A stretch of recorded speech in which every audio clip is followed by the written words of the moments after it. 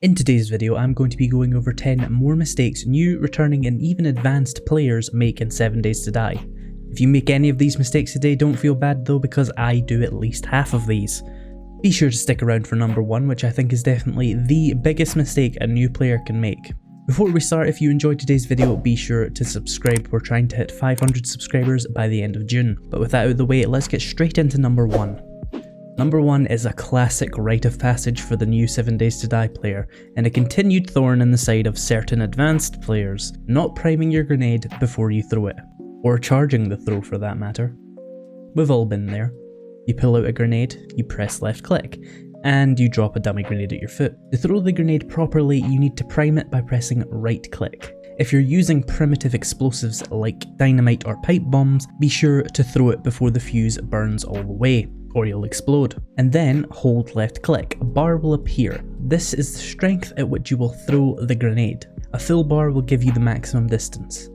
Not that me telling you this will stop you from doing it at all, because I still do it. Now onto a mistake I will never make. Wasting 5 skill points on pack mule. I wouldn't waste 1 skill point on it, never mind 5. Now I know this will be controversial, but let me explain why. Put down the pitchfork. You can invest 5 skill points into pack mule, and all it will do is remove the encumbrance slots in your inventory, meaning you won't have to worry about carrying too much. Or you could just put 5 triple armor pocket mods on and 3 clothing pocket mods and get literally the same effect, but have those 5 skill points for something else.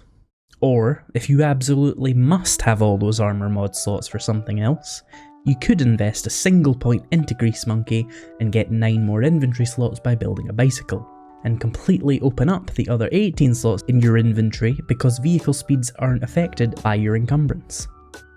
Or you could put 3 points into Intellect and 2 points into Grease Monkey and build a mini bike, which gives you 27 inventory slots, and again removes the encumbrance problems, effectively giving you 42 more inventory slots.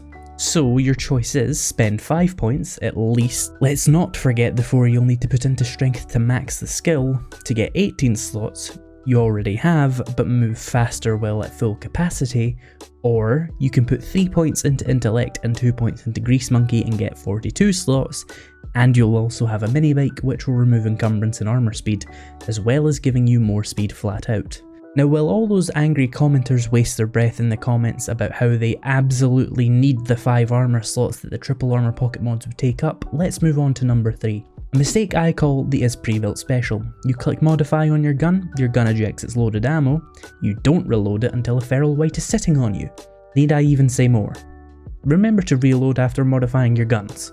Number 4 is likely another controversial one, and that is bothering with the bicycle or the 4x4. Now, I already told you how easy getting a mini bike is, so why bother with the bicycle? I seriously don't even know why it's in the game. But you may be more confused about the 4x4. Here's the thing, it takes 350 steel to build the chassis. Of course, you could just buy the entire truck because the fun pimps will never balance the traders. It uses an absurd amount of gasoline, 2 times as much as the motorcycle, and to make it worse, it moves at the same speed as the motorcycle, as both have a base speed of 14 meters per second. Now granted, the 4x4 does have 81 inventory slots, but unless you're doing some kind of nomad playthrough, or maybe you need to haul an entire base's worth of storage across the map, you probably won't be able to use it all in one day anyway.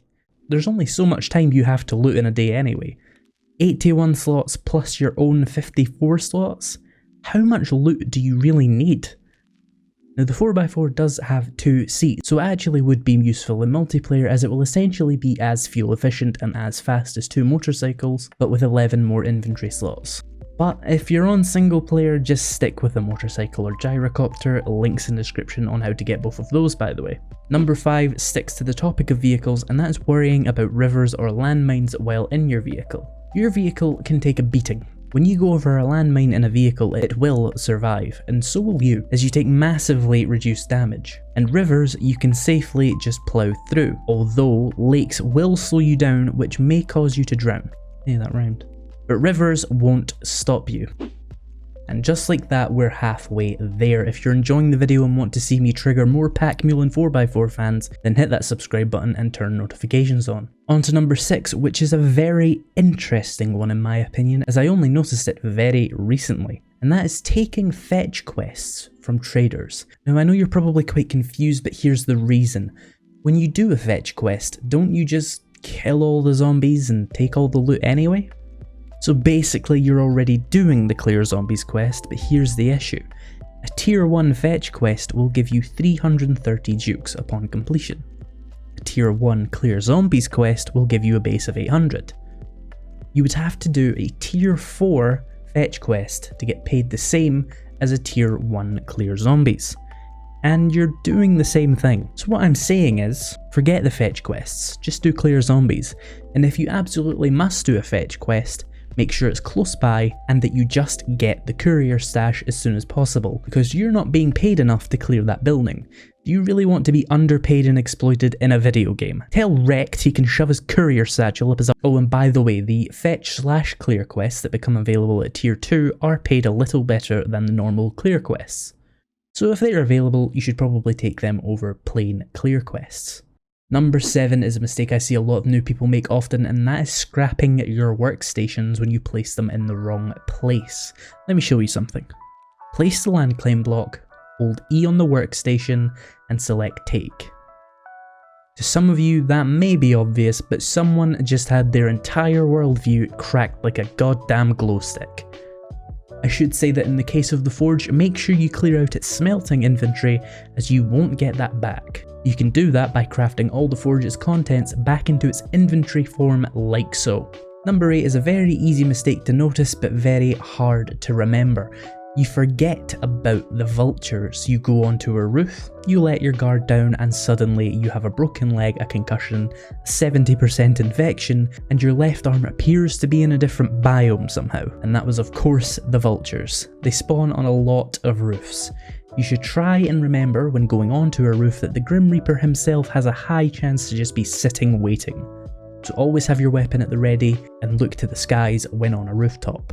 In the last 10 mistakes video, I mentioned not scrapping enough items. In this one, I have a counter to that, not smelting enough items. Smelting will give you 25% more resources than scrapping.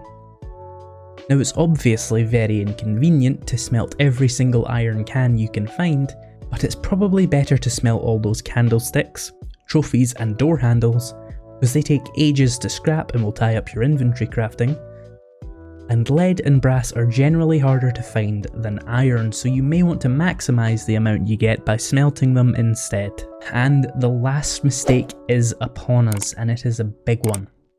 This is a trap that a lot of new or particularly returning players can make, and that is going onto YouTube and looking for best loot locations in 7 Days to Die. And then when you watch the video, someone will explain to you that you can find a sniper rifle in this location on day 3 or 4. The simple fact of the matter is, no, you can't. I have a video that explains exactly why, again, link in the description, but the short of it is, in 7 Days to Die Alpha 19, if you loot a high level POI at a low level, you'll get nothing you couldn't just find in a simple house anyway. There is simply no way to spawn in and loot an auto shotgun straight away. Looting the Shotgun Messiah factory, for example, in the first week is a terrible idea, and all you'll get at the end is some random low-level loot. You'll waste more medicine and ammo getting to the loot than you will get at the end. It's stupid that this is how the game works. There really is no risk versus reward in 7 Days to Die. In fact, you're probably better off just looting houses and stores the entire game, as the loot will be basically the same across every location as you level, regardless of whether you endure Dishong Tower or raid the local hardware store. But the harder POIs will continue to get harder with more high-level zombies. This issue will be somewhat addressed in Alpha 20, but definitely not solved. So for the best chance at survival, don't go after crazy loot in the first couple of weeks, because you simply cannot find it. It just won't spawn until your game stage is high enough. Although, if you want something like a gun very early on, you can do a few trader jobs and buy one from a trader. And always remember to loot the toilets for pistols. And on that slightly depressing note of game design critique, if you enjoyed the video and learned something new, then be sure to check out the first video in this series I made a few months ago of a similar topic. But with that guys, once again, thank you so much for watching, and I'll see you in the next video.